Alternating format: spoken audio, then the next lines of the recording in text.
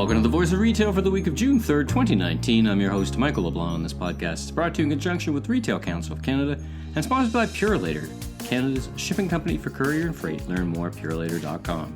In this episode, Craig Patterson from Retail Insider joins me again as we catch up on the year-to-date in retail in Canada, including new international arrivals and a few departures, the tech scene on the show floor at RCC Store 2019, and a look ahead for the rest of 2019. Next, an exclusive feature interview with Tim Mason, CEO of Eagle Eye Solutions and former Deputy CEO and CMO of Tesco in the UK and CEO of Tesco in America, Fresh and Easy. We talk retail tech and about insights from his new book, Omnichannel Retail, with advice from modern retailers on transforming their business and competing with digitally native retailers.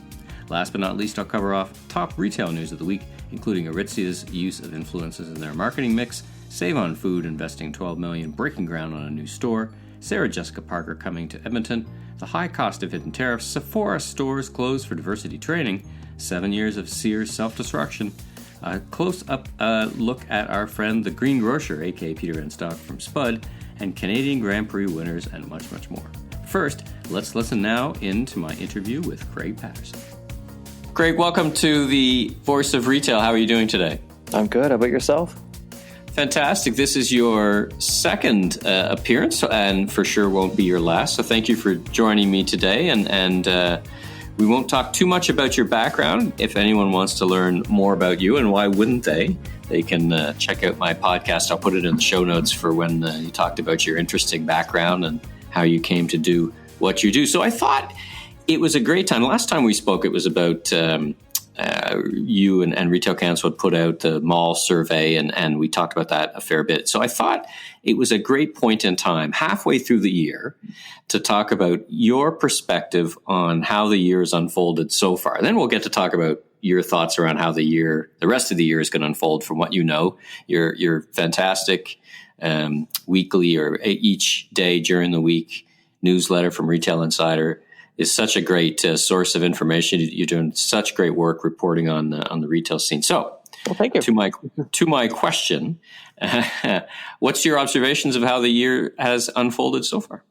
I think it's really been a mixed year. There's been a lot of really great stuff happening, and a lot of exciting stuff is coming as well. And we're seeing, again, we still see all these international retailers coming into the country.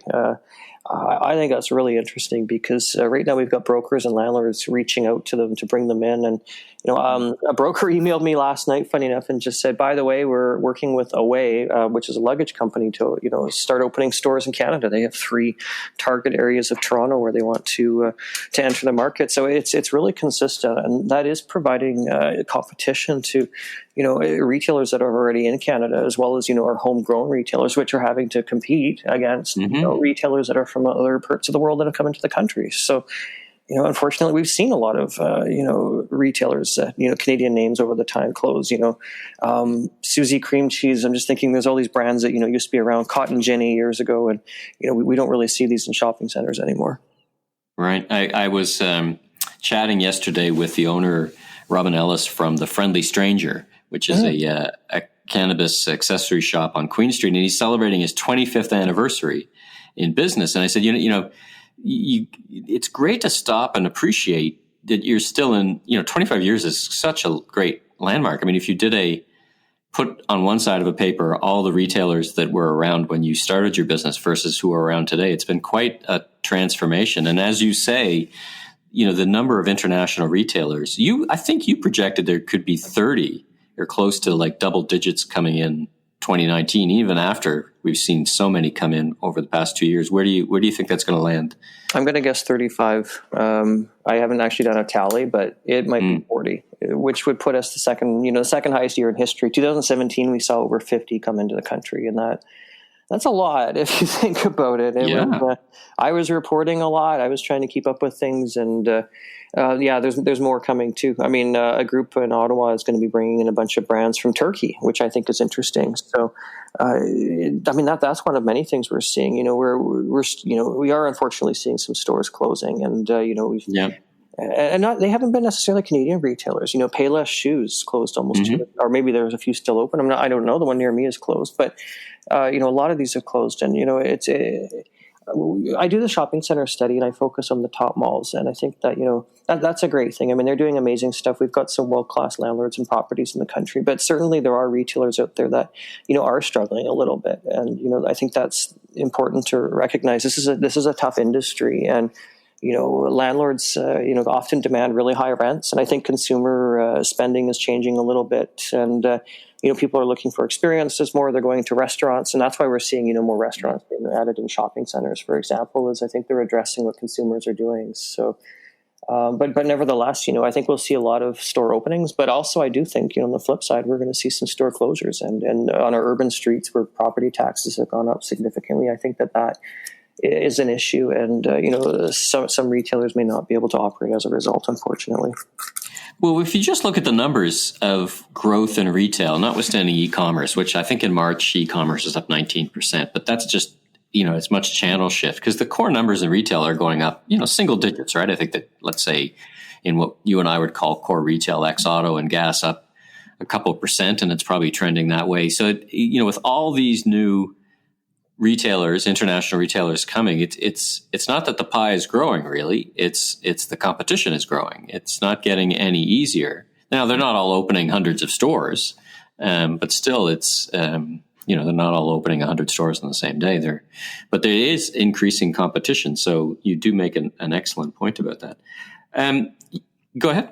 Oh, I was going to say, one thing I noticed, even like with inexpensive retailers like Miniso, one thing I found really interesting, they were insiders. They didn't want to go on the record, but basically they were saying that Miniso's Canadian expansion was one of the most successful in history in terms of consumer adoption of the brand and the product. And, this company came in out of China. They say they're Japanese, but, they're from China. And, who are they taking that market share from? I mean, is it Dollarama? Is it Winners? Is it, there's so many, variety of retailers out there. And I just found that really interesting, that something that came into the country was adopted so quickly by so many, and the expansion. I mean, it did have some issues. The parent company tried to bankrupt it. There was a lot of issues, but nevertheless, on the consumer side, many stores were very successful. And, that isn't market growth, like you said, that's market share acquisition. And, right. That is taking market share from someone else, whether or not it's a local retailer or an international one.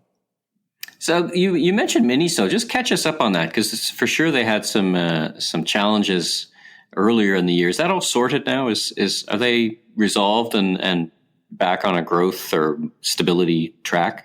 Yes, as far as I know, anyways. What happened was the Canadian division was accused of fraud by the Chinese parent company. So the Chinese parent company applied to put the Canadian division into bankruptcy so that they could basically, get their return on an investment, because the Chinese parent company, had been funding and had, sent stock to Canada for the Canadian stores, and hadn't been paid according to the court records that we had. So what happened ultimately was the Canadian division was put in the care of a trustee, and from there the Chinese company was able to take it over. So my understanding currently is the Chinese parent company to Miniso is actually running the Canadian division. And today, June 6th, so whenever this is broadcast, maybe I shouldn't have said the date, they'll open their largest location in Canada, and that'll be on Queen Street, just by Osgood subway station. Oh, so that's opening up this week, as this podcast is now. We're recording it the same day, pretty much. I'm going to put it out tomorrow. Great. Yeah, June opened June. I haven't been in there yet, because I don't know. I think they've opened the doors, but it's a soft opening is what they're calling it. And then for some reason the grand opening's on the 29th of June. But yeah, no, they just tweeted it out last night. Well, it just reminds me how busy you must be, because you get invited to all these things. It's funny irony, right? Trying to keep up with all these new store openings. You just, you almost don't have enough time in the day to get to them. I know Burke's opened up a new location as well. So of the stores you've seen, international expanding stores that have come so far in the first half of the year, which is the ones that really get you excited about their assortment, or where you think they're going to be really successful? Is there some that stand out in your mind? Yeah, we're seeing a wave of international retailers coming out of places like Korea. So Innisfree is going to announce its first store, and it's a Korean beauty brand. And the stores are quite interactive, and quite entertaining, and the product is very, very popular. We reported on the fact that they were looking for space, and got thousands and thousands of readers. So somehow in Canada there was a brand awareness already. So I think the brand is carried in other stores, and then Canada's a multicultural country, and people do travel. So I'm sure the brand has been explored, in the travels of some people in Canada who are able to do that. Reformation, I think, is a really interesting one. It's a women's fashion retailer that's known for its eco-focus. And now they're going to open at Yorkdale, and that store won't necessarily have all the crazy tech innovation, that we saw at Store Conference.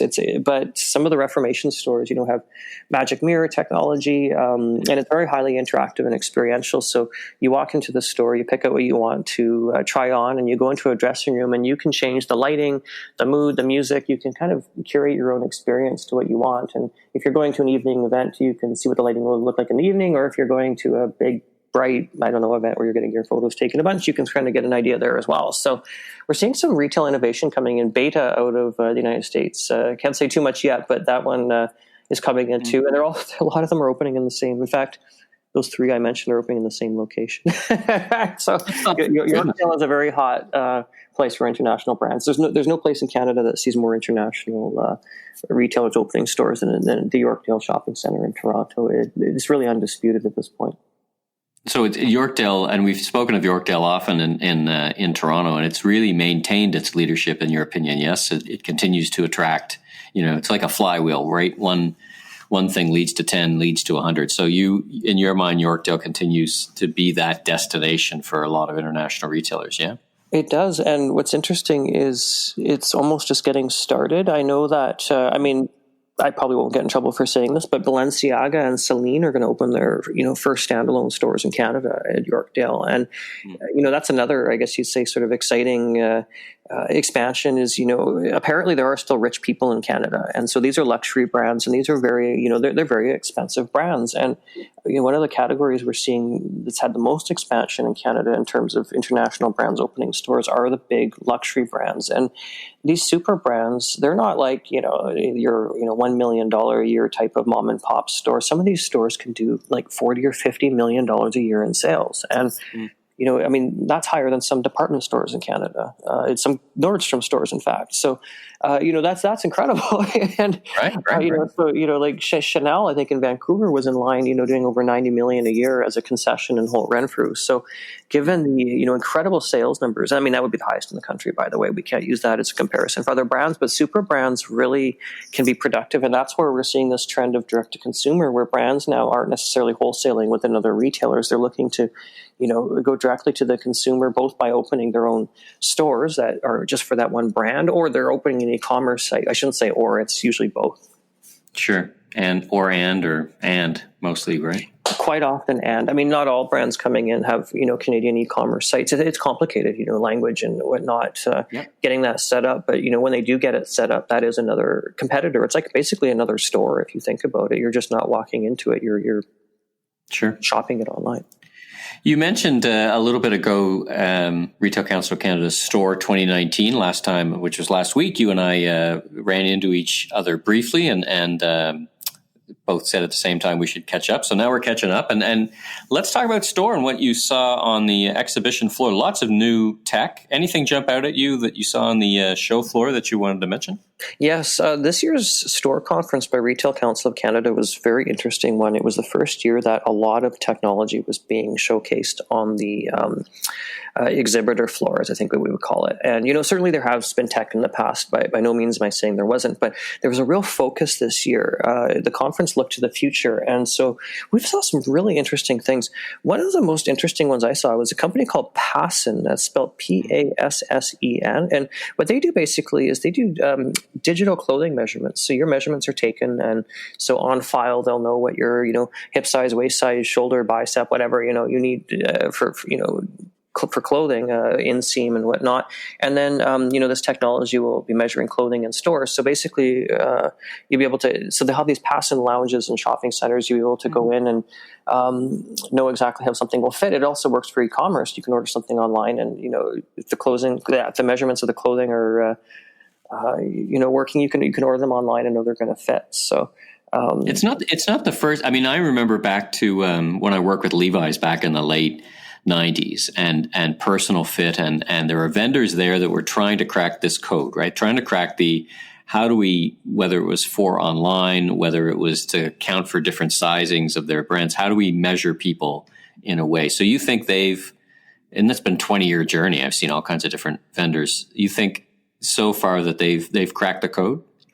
Nothing's guaranteed. I mean, they've got an incredible opportunity. The young man who's founded the company and his father's helping out, they're really great people. And, is it scalable? I don't know. I mean, I see a lot of concepts come and I see some succeed and some fail. So I think the uptake we've seen, and I know that negotiations with the landlords have been very strong, and that assistance. I mean, there may be an equity play there. I don't know. I'd actually have to ask. I didn't want to, ask too many questions about the business because I'm not their consultant or whatnot. But given when a Cadillac Fairview gets behind something, I'm not saying they're behind this specifically. I'm not privy to the contractual details, but I do know another brand that we both know that is working with Cadillac Fairview, and Cadillac Fairview will give space, build stores, and partner with brands if some sort of an arrangement can be made. Right. They look at certain brands as being the future super brands and are willing to work with them, and I think that's a great way that landlords are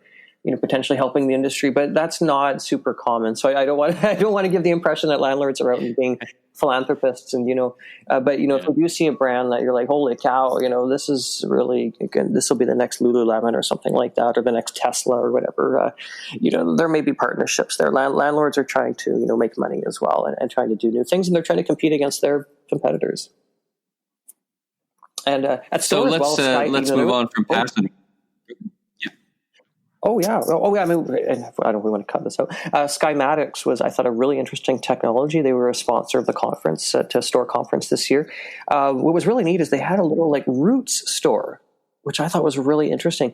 You could do a Matterport tour of the store, and I mean, you can shop the store. They'll have product. You can, click on a key point, whatever you want to call it, in the store and look at something. But what I thought was really cool is this is actually a tool where you can they can photograph a store and show it merchandised.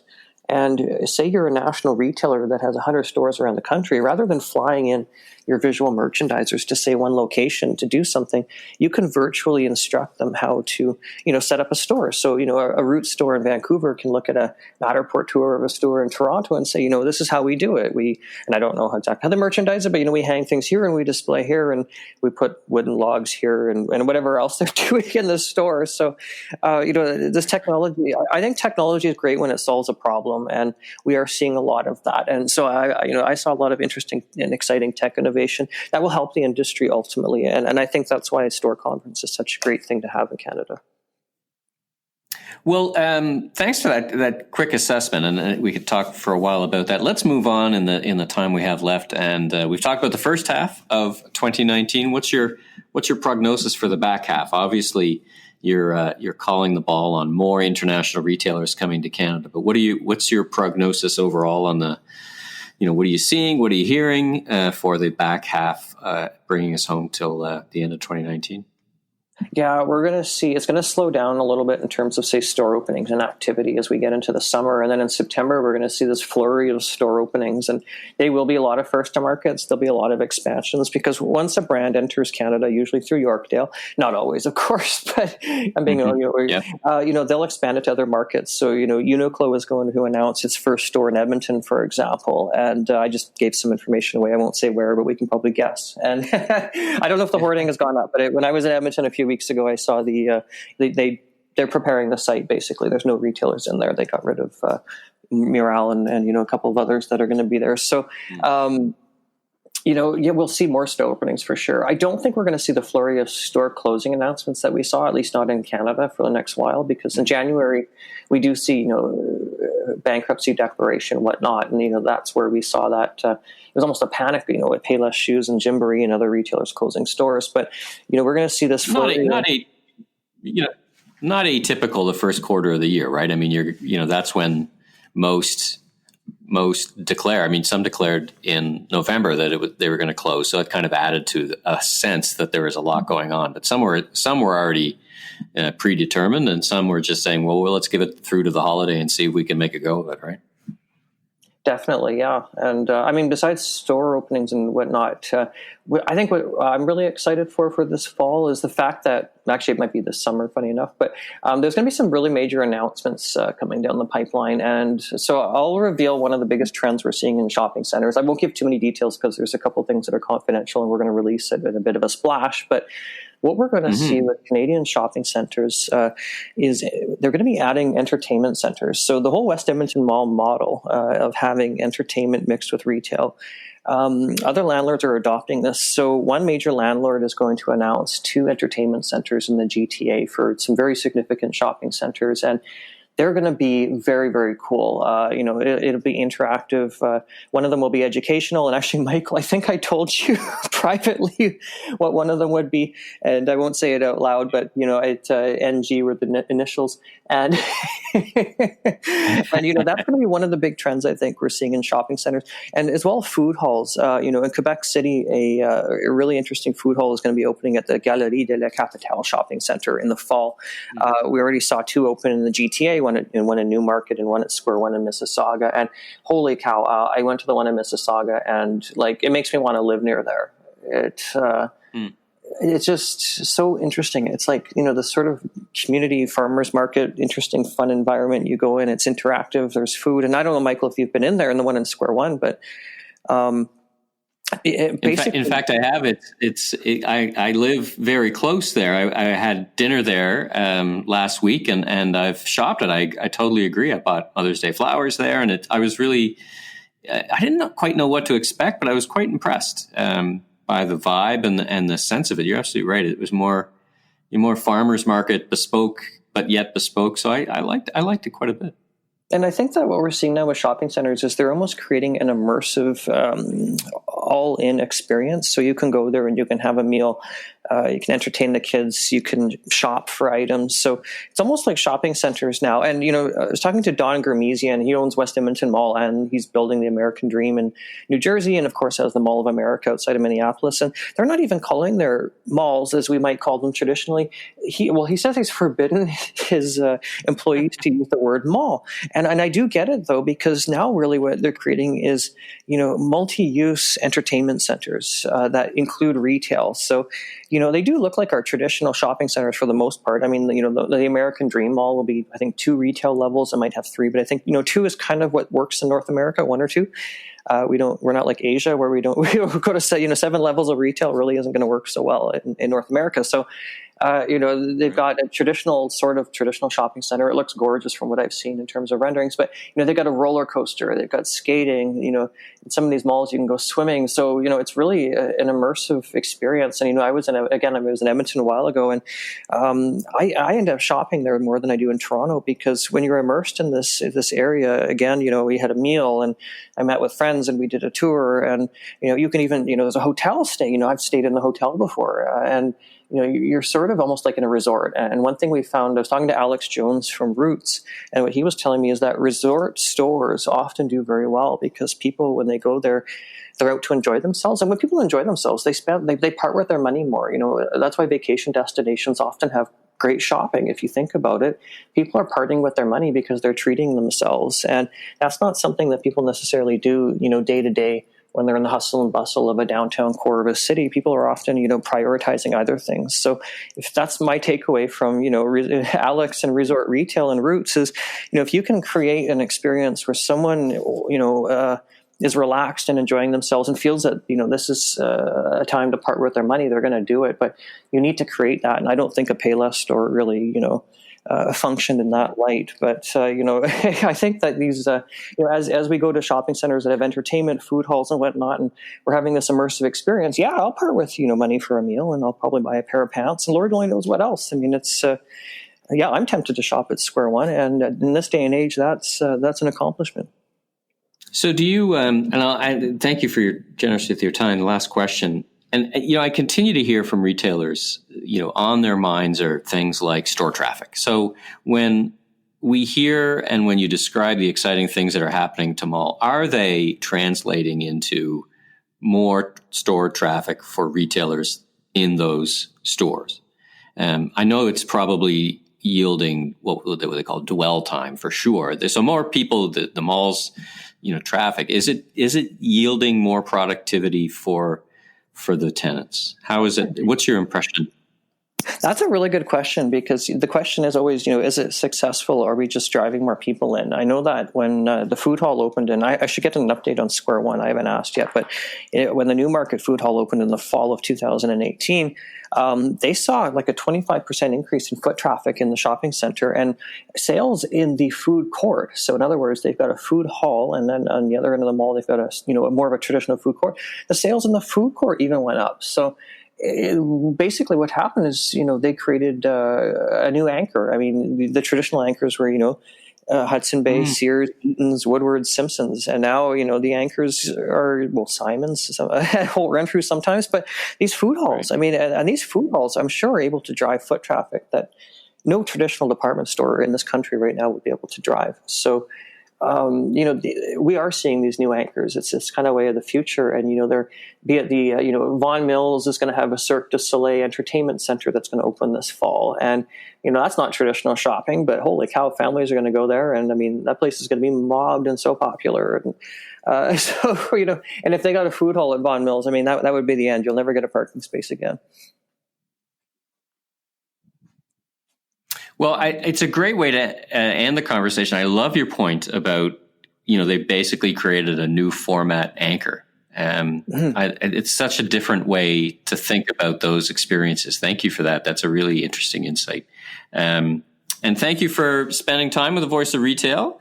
Always great. We'll have you back on again in the year. You're so connected to the retail industry that I think I could have you on even every week, and you'd have something interesting to say. There's so much pace. But listen, enjoy your summer, because it sounds like the fall is going to be very busy for you, for all of us. And once again, thanks for joining me on The Voice of Retail.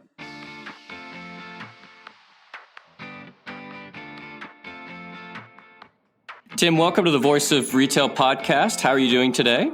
I'm very well, thank you. Thank you from a sunny but rainy London. And you've got a visitor recently. Lots of activity going on in your side of the pond. Indeed, we have, and they've been celebrating the D-Day landings. And in fact, I just saw a 94-year-old guy in a tandem parachute landing in France. Amazing scene. So we've had a big visit, big week. I've actually been in Australia visiting retailers in Australia, but nevertheless I've been following it on the BBC. And next week you're in Toronto, so we'll get to that a bit later in the in our podcast, in our chit and our chat. And why don't we start off by telling listeners a bit about your background? You've got a 30-year leadership career, Tesco in the UK and the US, and you're also now involved in an innovative company. But why don't take us through your personal journey through to where you are today? Well, okay, I'll keep it very brief. Principally, my career until 2012 was with Tesco. I started on the marketing side. I then worked on the buying side. I then worked on the retail operations side. I then came back and ran the marketing department, and then went on the board as marketing director, working for Sir Terry Leahy, and then handled property acquisition, property development. A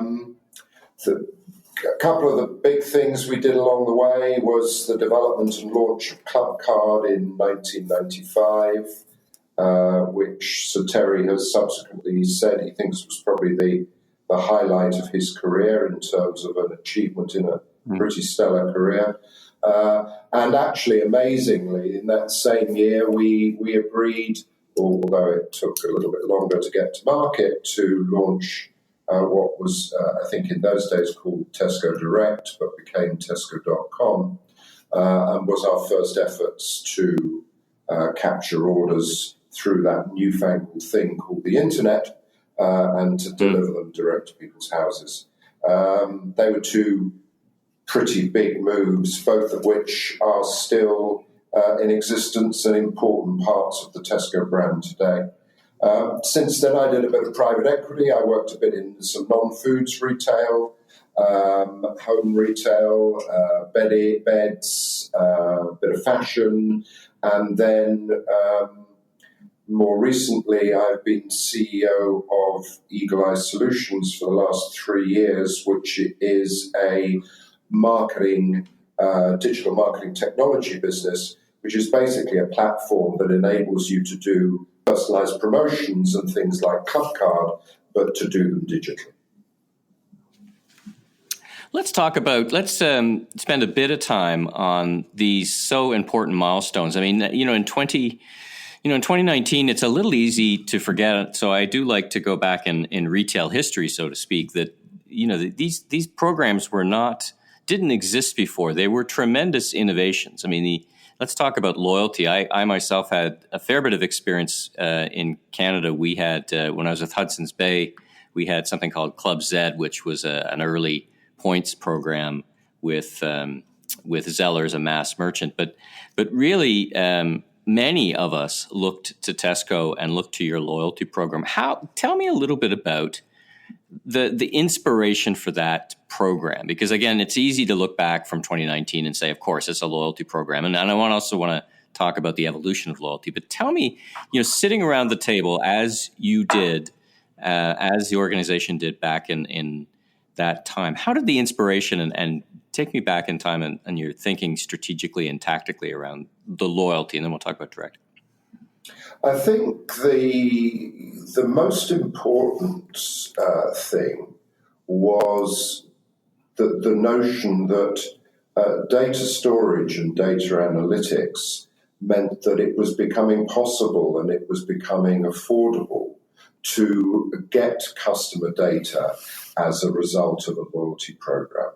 So that it wasn't a program that was acting in isolation, which was supposed to keep people coming back, but it was actually the way that you got the customer identity and then maintained the customer connection, because the program was sufficient to get them to swipe every time they shopped.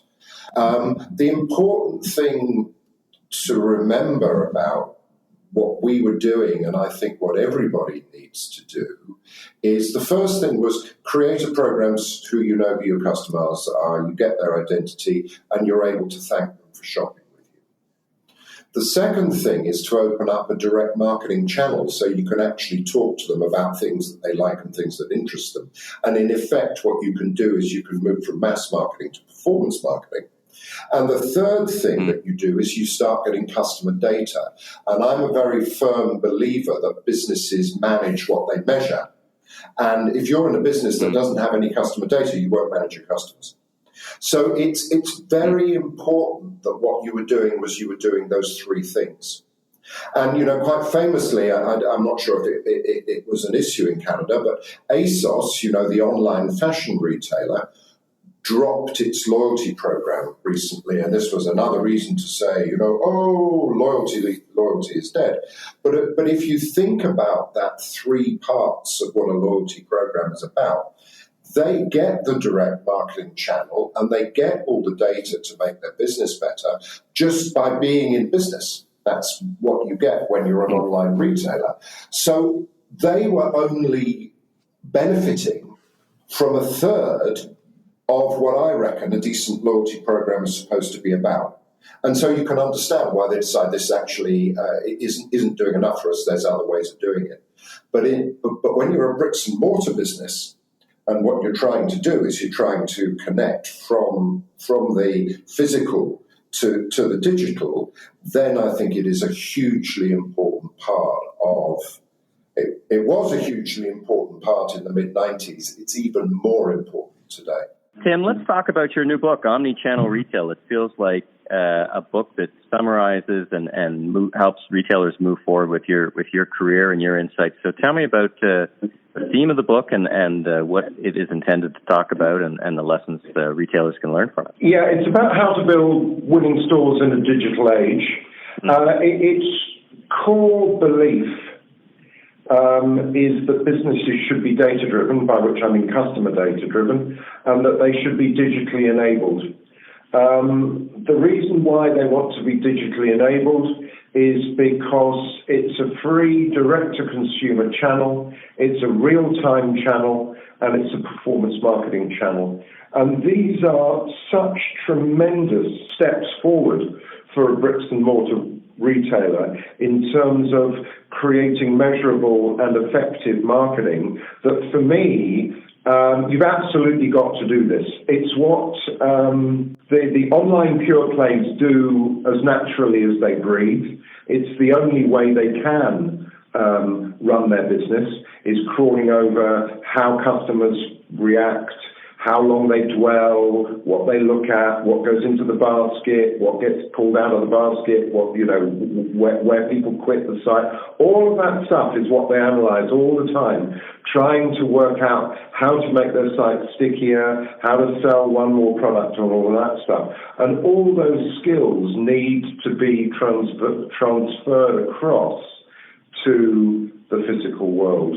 Apart from anything else, because otherwise the world is spawning these amazingly talented individuals who understand digital and work in a digital world, and bricks and mortar businesses have got no jobs for them.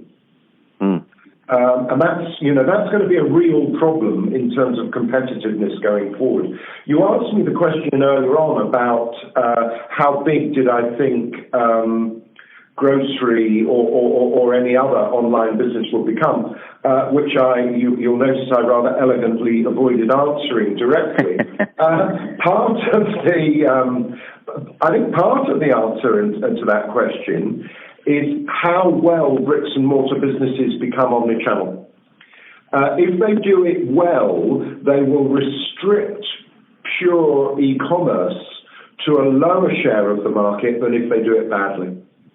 We see, I want to spend a fair bit of time on this because I want to unpack that advice. I mean, there's not many retailers that I talk to at any level that don't understand that they need to be omni-channel or understanding the intersection between the technologies and the physical stores. You and I know, and you acknowledge that the vast amount of retail still happens in stores. And the other data point that's interesting is almost every digital-first retailer, including Amazon, has started bricks and mortar stores, which, isn't where they began the journey. So we both acknowledge the importance of physical stores. So unpack some of the chapters for me in terms of, if you're a senior executive listening to this, it's not unusual to be told or to think that omnichannel is important. But what are my next steps? My traffic, my store traffic is not going up any more than it was last year. There's a lot of things that senior executives are facing, and there's a lot of advice. Unpack your advice a little bit more for me in terms of, sitting in your chair and what you observe, and what are the core elements to success in modern retail today? There's two things that retailers try and do in their marketing principally. One is to get people to visit. Mm-hmm. And then the other is to get people to spend more when they visit. What this enables you to do, if you get a digital connection, if you get a customer identity, is it enables you to very much separate those two pieces of marketing and not get them confused. Is this piece of marketing intended to drive visits, or is this piece of marketing intended to stretch spend? That's one thing we talk about. The other thing we talk about is the benefits of having data and how data enables you to run a better business. If you want to rapidly increase your sales, find out who your best customers are and find out how to be a little bit more relevant to them by just stretching their spend. They're coming a lot, stretch their spend a little bit more. There's this thing that some people say, well, the obvious thing to do is to get more customers. Well, yeah, I'm not sure I'm allowed to swear on your podcast, but, no shit Sherlock. I mean, of course, we would all love more customers, but it's incredibly difficult to do. Yes. What is much easier to do, not easy, but easier, is to work out who your best customers are, who already like you, and then to show them ways in which your business can be more relevant, more useful, more exciting, more rewarding than it is today. If you don't know who your customers are, you cannot do that piece of work.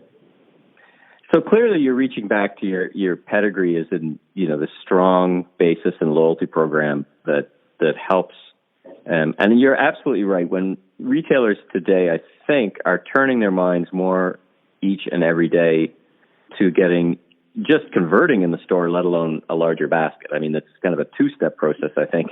They're happy. It's hard at an economically friendly rate to get more store traffic, as you point out. So what can you do with the people that are in your store? Kind of that two-step, let's make sure we have a higher conversion in the store to begin with, and then how do we get a better relationship with customers? So give me some of the best practices that you've seen around the world that you've done, that you are doing and advising in terms of loyalty programs. So let's dwell on that a bit. I hear and see, for example, premium loyalty programs, like paid loyalty programs, whether that's an Amazon Prime or a Costco. Loblaw is trying that here with a paid loyalty program. What are you seeing, and what's working in your clients for Eagle Eye, and what you talk about in your book?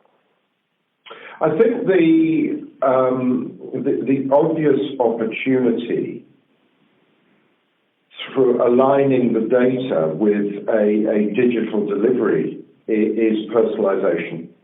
And that really is the thing to focus on now, is what is the next best message, the next best offer for Tim Mason as an individual. Not Tim Mason in a segment of 500,000 or something, but Tim Mason as an individual. And the people who are wrestling with this and having success with this, I think the best in the world are Loblaw and Shoppers Drug Mart with their PC Optimum program. And, and they are absolutely, they're a client of ours, and they, for me, I think in their last set of results, they reported that they were pleased with the investment that they made in digital and their efforts for personalization, and that was one of the things that they attributed their better trade or their above market trading to. So actually, in Canada, if you want to see it being done as well as it's being done in the world, you have a real opportunity. If I move on from that, I think, going back to your point about conversion, the really significant opportunity is what I call marketing in the now, and that's real-time marketing. The best way, the best time to sell you some more of my product is when you're actually in my building. Mm-hmm. And it's bringing knowledge of your presence and a live digital connection to bear to assist. If you think about it, all your displays, all your ticketing, all your service, everything that you're talking about in the store is all to encourage consumers to experience new things, to get more value, and so on and so forth. What I'm saying is you need to bring digital also to bear onto that. And the reason why you need digital to bear is because you move from mass messaging, which is there in your merchandising and your signage, to personalized messaging, which is coming through to the phone. And that's the next really big opportunity. Well, you just answered what the beginning of my next question was. This has been the nirvana for many years, and I was a CMO myself, and the idea now that customers are walking in with their own device that you might have a chance to communicate with them at a personal basis is pretty interesting. Is that then for you the way that retailers can connect sophisticated online marketing programs with their physical store experience? That, to me, has been the break in customer experience, that they visit retailers and have an amazing experience, whether on the mobile, online, but then when they get to the store, it feels like it's still 50 years ago. Like that transition is troublesome. Tell me about your advice around that. Is it all around the phone? Like, how do you get personalized experience at that level in physical stores? Well, I think you're exactly right. I think that is the huge opportunity. I think the analogy is near me searching through Google. You look how near me searching, pizza restaurant near me, whatever it may be, has transformed Google's search traffic. I think the analog to that is now marketing. I think it can and will absolutely transform marketing going forward.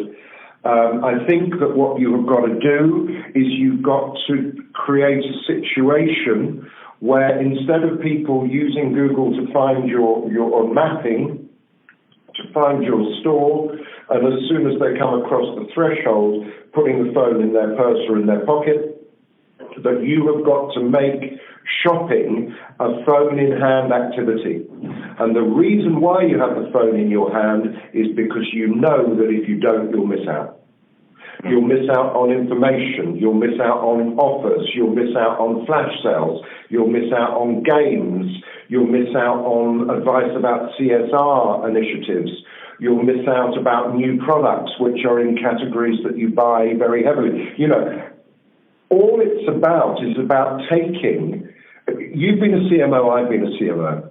One of the things that CMOs have to do is they're a filter for all the hundreds or tens or hundreds of bright people in a business who want to talk to their customers, and you have to go, whoa, that. Now, those messages are all there. They're all very relevant. You just got to make sure that no one person gets all of them.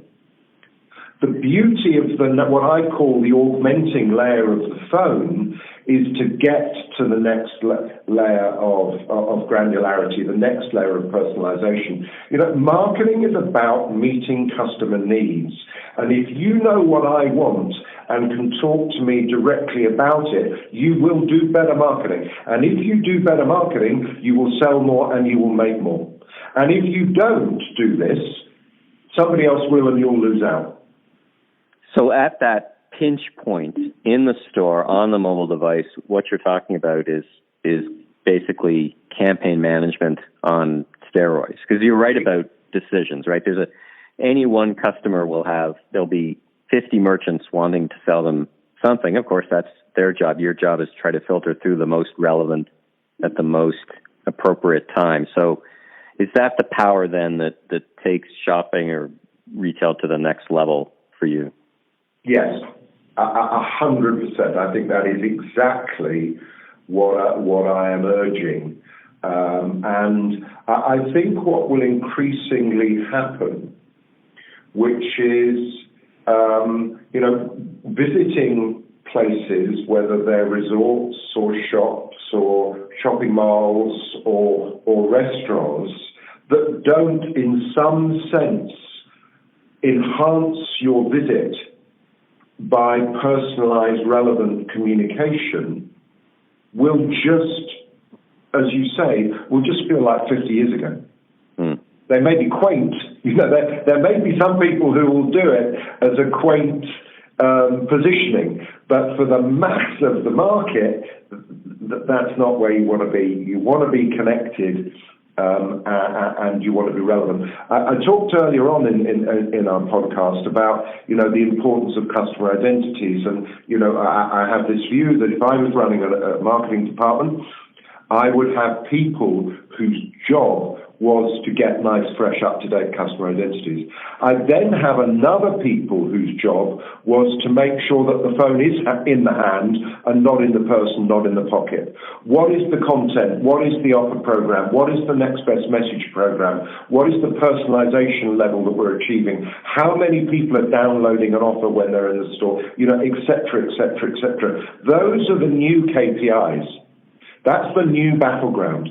Do I know what the answer is? No, I don't. What I do know is you have to be connected to your customer, and then you have to have a load of bright, energetic people, recruiting people to those programs and giving them a value exchange when they become part of it. It may be a loyalty scheme, but it doesn't have to be. It can be anything, providing it is worth my while having my phone in my hand, not in my pocket or in my purse, because because I'm going to get more value out of it. Now, you mentioned best practices of one great Canadian retailer, Loblaw, and Shoppers Drug Mart. Is this kind of retail marketing the purview of only the largest retailers? Because, the Loblaws would have resources that would be unattainable for most. So are there lessons, and is this practical for, the rest, which is, the vast majority of retail? So how is this the purview of giants only, or how can every retailer think about taking advantage of the things you're talking about?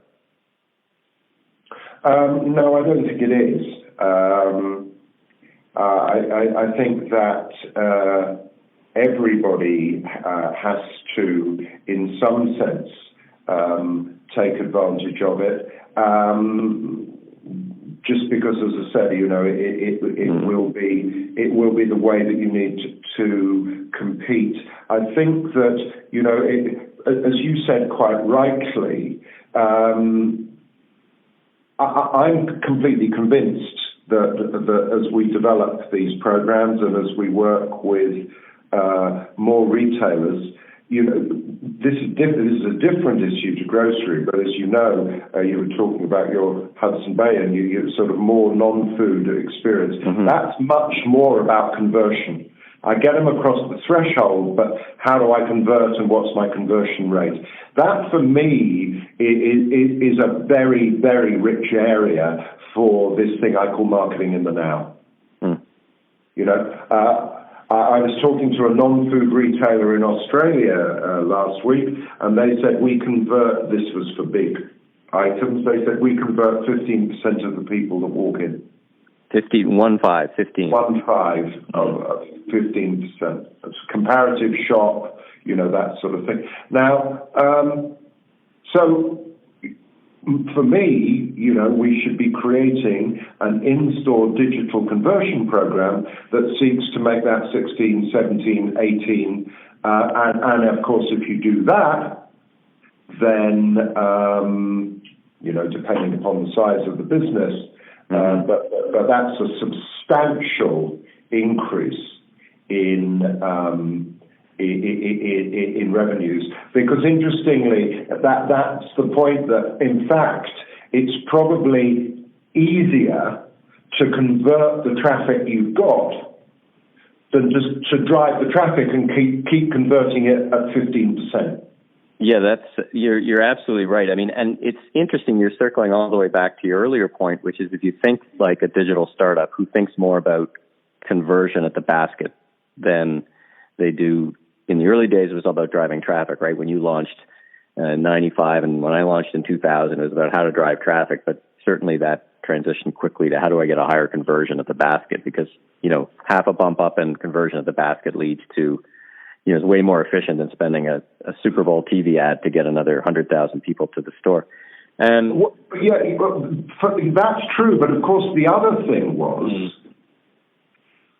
that until you see the data, you've heard about Pareto, you've heard about 80-20, but you cannot believe it applies to your business. Now, it can't be true that only 20% of our customers are 50, 60, 70, maybe even 80, but they are. Time and time again, they are. And of course, as soon as you see that, you go, whoa, we better be jolly careful how much money we're spending trying to bring in another 100,000, when actually this 20% of people that we serve are absolutely gold dust. How do we look after them better? How do we make our business more relevant for them, etc.? The Pareto's law of retail, right? The 80-20. And let's talk about Eagle Eye for a bit. Kind of the last, let's wrap up our conversation. You've been very generous with your time and a few technical bugs in between. Tell me what Eagle Eye does and what excites you about that business and what you have to offer on offer for retailers in Canada. Eagle Eye sits in the middle of your marketing stack. So, you may have some data analytics, you'll have some CRM, you'll have an EPOS, you'll have an e-commerce, all the things that you have that comes together to represent the way that you run your business and you reach your customers. And what Eagle Eye does is it goes in the middle of that. It's not the biggest system by far, but it goes in the middle of that, and it enables you to manage your customer identities, recognizing that actually when I shop with you on e-commerce, when I shop in the store using that loyalty card, when I use that credit card in your coffee shop or petrol filling stations, I'm actually the same person. So it enables you to build out the single customer view and recognize that as a customer, I may have more than one identity with you. It then enables you to recognize that as a business, you may have one or more format. In Lobraw's case, their program works a different way in the supermarkets than it does in the drugstores, but it's the same program. Mm-hmm. So it enables that. It enables you, if you want to, if you've got a coffee shop business, you can give a stamp for. So it's very flexible in terms of what elements of the marketing mix are the best promotion for a customer in that format. And it then does it all on one platform. So what it enables is it's one place with one API link, one digital link for the big data analytics, the customer relationship management platform to suck the data from, get a single customer view, work out what the next best message or the next best offer is for that person, and then go back to Eagle Eye and say, okay, issue Michael with one of these now. And so what we are, I call us the connection guys. So when you say to me, what's best practice, what does it look like, this is a work in progress. But the thing that I am absolutely convinced that you will need, whether you end up doing games, loyalty, personalized promotions, subscriptions, stored value, you name it, you will need a connection. And therefore, you need something like Eagle Eye at the heart of what you do to manage your customer connection. And that's why I'm so excited about this business, because in my view, everybody needs one. So what I'm championing, I hope, is the start of something that will become a very significant and important business to a lot of clients and a lot of consumers. So you're speaking of which, for my listeners in Toronto, you've got an event coming up in Toronto. You'll be visiting our fine city, which I believe is happening next week. So I'll post a link to that in my show notes. So just for the listeners, they can go check that out. Is that right? That's next week, I believe, right? Is it? I think. Yes, it is. It is next. It's on the 18th. Sorry, I'm just. Yeah, it's in the evening on the 18th in Toronto. All right, 2 weeks hence. And for those who might not be able to be in Toronto, lots of listeners across the country, what's the best way to get a hold of you if they have any questions? I guess, of course, one of the ways to get your insight is to pick up your book, available, I'm sure, on Chapters or Amazon. But how do they get a hold of you or Eagle Eye if they have more questions about what we've been talking about today? tim.mason@eagleeye.com. Beautiful. Eagle Eye, one word, with lots of ease. Well, Tim, it's been such a treat talking to you because you've got such an interesting background, so core to what a lot of retailers are thinking about today. So it was a great conversation. I look forward to myself picking up your book and continuing thinking about what's on your mind. And I wanted to thank you again for being on the Voice of Retail today. Well, thank you very much for inviting me, and I hope we'll meet in person on the 18th.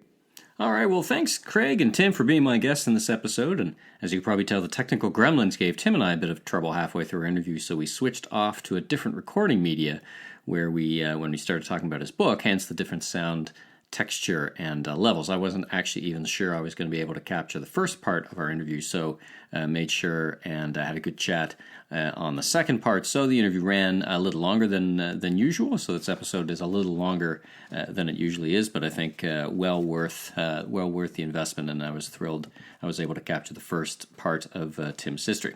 All right, Lau, let's hit the highlights from Retail This Week e-newsletter, biggest retail weekly e-news letter in Canada. You can subscribe on retailcouncil.org. Bit of a companion piece, as I always say, to the Voice of Retail podcasts, Friday editions. Many of the articles are at least sorted in that vehicle. So from the top, Aritizia CEO was on the stage at Store 2019 last week, being interviewed by Joe Mimram, and he was talking about how important influencers are to his business, paid or otherwise, whether it's Kendall Jenner sharing a photo of to our 100 million, imagine, 100 million Instagram followers of some of his product. It turned what his campaign was into an extraordinarily successful campaign, as you can imagine. This from Yahoo. In other interesting news, Sarah Jessica Parker is coming to Edmonton to open up her first Canadian store. This from the Edmonton Journal, and that'll be her first standalone signature shoe and clothing line in the West Edmonton Mall next month. Great article here again from the Edmonton Journal talking about Canada's highest import tariffs. So it's really an overview article talking about import tariffs and how many Canadians don't realize they exist because by the time they see them, they're baked into the price of goods. Now, in this podcast, we've talked to the Minister of Trade from Ireland and the importance of trade agreements like CETA, which of course helps reduce significantly those tariffs. And also we've had lots of conversations around NAFTA with Carl Littler, so we'll keep a close eye on that. Anyway, good overview article. From Craig Patterson, thanks again for Craig for being on the show. Retail Insider, he talks, there's an article here, Aldo footwear brand calls it spring, announces it's gone vegan, so they're taking a shift. Aldo's a great innovative Canadian retailer, so well worth the watch there. We've also got a couple of great videos. The first, Deanne Brisebois, president of Retail Council of Canada, is live on CP24 talking about or calling out or reacting to U.S. Trade Association sending a letter to the Ontario government griping about the beer store change. I'll let her do the speaking. She's very eloquent about really her thoughts about the duplicity around that. So do check that video out. And then as well, there's a great interview with a gentleman named Bo Kilmer. I saw him on the stage at the Economist Retail Cannabis Summit recently. Going to be a special edition of the Voice of Retail podcast about that. And he talks about understanding, done a lot of work, understanding how legal pot it says, but legal cannabis does, and how it impacts the black market and how the two markets evolve over the course of many years. So be sure and check out that video. What else? Will the store on Canada, speaking of cannabis, will the store on Canada's Rodeo Drive, which is Bloor Street, Mink Mile, help build the Whole Foods of cannabis? This from Yahoo. Lots of great fun terms there. Anyway, it talks about Fire and Flowers store that exists on Bloor Street, but they don't really have a license to sell, so it continues to exist, and it's really then building up a solid beachhead in Toronto. Article here from the CBC, municipalities want industry to pay for recycling and packaging waste. A great article from Jim Cormier talks about where and who exactly pays for recycling waste. Often it's retailers, again, not always known by consumers. Retail around the world, looks like Forever 21's in trouble. They're talking about restructuring options to turn around its business. So that doesn't always, of course, necessarily result in the closing of the business. Sometimes that's restructuring and closing of some stores. So I remember a couple of episodes ago we talked about retail or Forever 21 pulling out of China. And now it looks like there's potentially some further consolidation. From Bloomberg, some nice previews of the upcoming 320,000 square foot store that Nordstrom's is opening up in New York City. So we'll keep a closer eye on that. It's opening up now. They put a date October 24th. Sephora, looks like they ran into some trouble. They closed their U.S. stores for an hour on Wednesday morning to host an inclusion workshop for its 16,000 employees. Just over a month after R&B star SZA said she had security called on her while shopping at a store in California. We've seen this, of course, Last time we saw this was with Starbucks. This article from the Globe and Mail. And from Fortune, Sears, 7 decades of self-destruction. Actually, a pretty good overview article for those interested in the history. You know, back in 1988, Sears was the largest retailer in the world. So chronicles the challenges, and we've talked about it several times. Steve Dennis has commented on it several times. Him both being a senior vice president at Sears and then now chronicling their what he describes as ultimate demise. And speaking of demise, FTD filed for bankruptcy last week. They took on Pro Flowers in 2014, and as sometimes happened, took on too much debt, and they had about $200 million of debt, and they did not were not able to get out from under it. Lots of great news from retail entrepreneurs. Thief and Bandit combines retail and production.